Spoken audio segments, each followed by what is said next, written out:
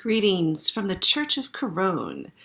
Tonight I don't have my bee motif except for the fact I do have this little bee. This is from my friend Patrick, and his daughter had this when she was little, and so he thought of me instead of throwing it away. So bzzzt, on the bees. All right. There's a lot of information out there on the bees, but please check out Walmart and what they're going to be doing. They're investing in robotic bees. And once again, humans can just really F things up, because instead of Walmart saying they're going to go and support the bee and make sure that they contribute to sorting out why the demise of the bees, instead they're going to be working on a robotic bee. Really? Bees are so complex. Some bees go to 300 million flowers a day. We need the sophisticated, complex bee. And the bee also works as not just a pollinator, but making honey. And again, if you've seen these, I love honey, especially buckwheat honey. It's got incredible medicinal factors in it. And as such, I am drinking a wonderful peppermint tea this evening with my buckwheat honey. And here's Ringo joining us. So I went and saw To Dust, and it's a great film. Very fascinating storyline, and people were walking out. And I asked the guy in the front who I bought the tickets from, I said, how is this movie doing? And I said, are a lot of people walking out of this film? And he said, yes. So it's a interesting film in the sense that it's on a Hasidic cantor who loses his wife at 40 years old. She passes from cancer, and they have 2 sons. And it is his exploration of trying to understand what happens to her body in the decomposing process. And it is listed as a drama, but I have to say I was laughing quite a bit in this film.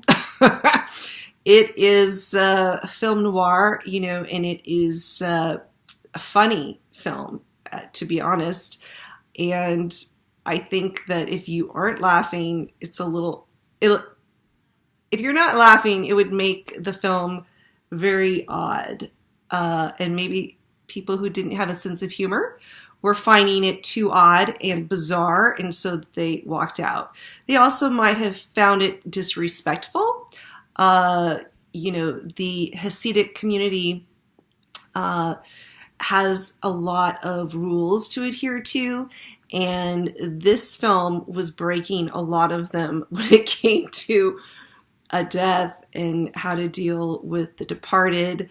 And Matthew Broderick is in the film as a science professor at a junior college, who the Hasidic cantor goes to assist in learning about what is happening to his wife's body. And then the comedy that comes from their friendship and delving into trying to replicate what is happening with the body with pigs. And I don't want to say much more, but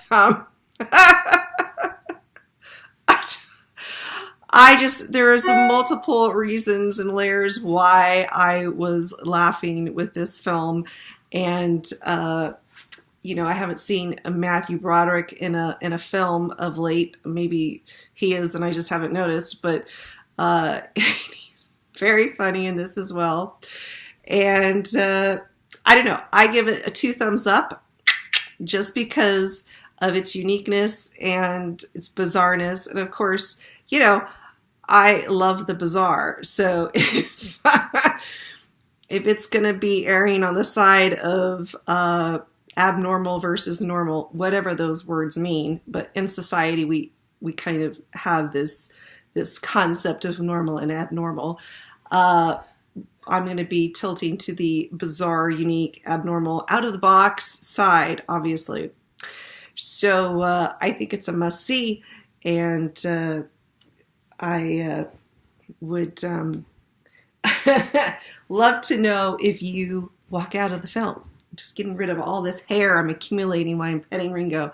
He has an enormous amount of hair, even though I brush him. All right, so please fight against Walmart and their insane, decision to take all of their gazillions of dollars and spend it on a robotic bee.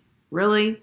As opposed to, why don't you take your gazillions of dollars and try to find out why the bees are dying, and let's try to save the bee, which is an amazing creation, and let's preserve that, because I guarantee you we are not going to be able to replicate a robotic bee who does all of the things that bees do, as well as make honey. Hello? You think really the robotic bee is going to do that? What is wrong with people? Really? I mean, seriously, we have evolved? I don't know. I don't think so. But I'll tell you someone who has evolved. And that is my fantabulous friend who created this. And I hope that you can see it closely. Alexander de Cadenet. Now, if you need a better picture because the light is so dim here, please go to Alexander de Cadenet. That's Cadenet, his website, and you can see this far better. But I am the proud owner of this magnificent piece of art. And I love this because this is from his burger series, as you can tell with the hamburger here. And of course, Buddha. I love Buddha and the philosophy of Buddha. And so when I saw this, it was like I had to have it. But this is just a fabulous piece of art. It's got all of these material items that are stuffed in this hamburger, all of this consumerism, just cars, planes, money, the female trophy, if you might say. It's just a fantabulous piece. I love, love, love this piece. And it's just about our consumerism and just here's the underside too. Isn't that cool? And I like the fact that even this sort of cross is under there as well.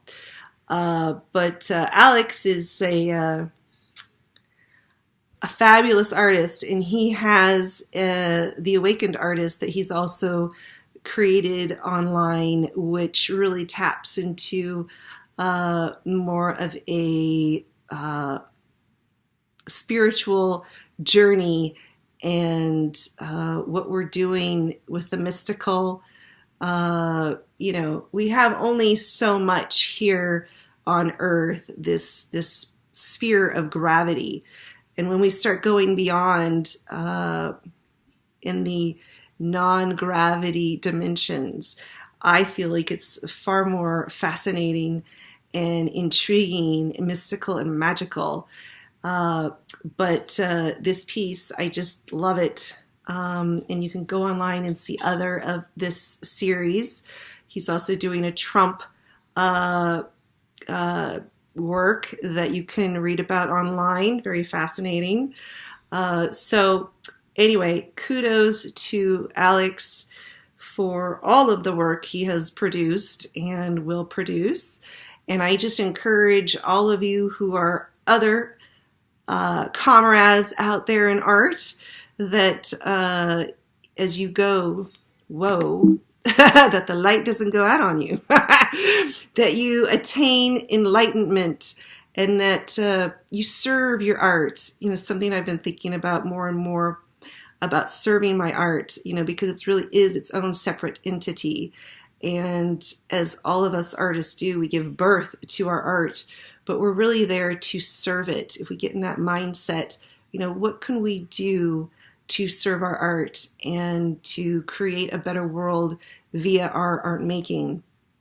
My current studies on the Kabbalah have created a series of art that you can check out in person at the Tolerance Education Center. It's a great center out in Rancho Mirage. Love that place, and they have a fabulous outreach with survivors of the Holocaust and then children of the Holocaust. And they have lectures and events, and it's a fabulous place to go and visit and learn more about being tolerant and the roots of hatred, and how we can really work to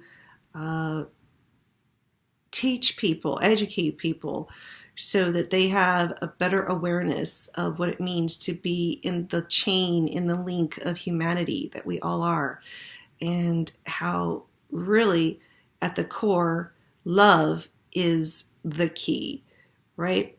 Love is ultimately where we should be, no matter what religions we are or how we've been raised. We can always go and nurture love.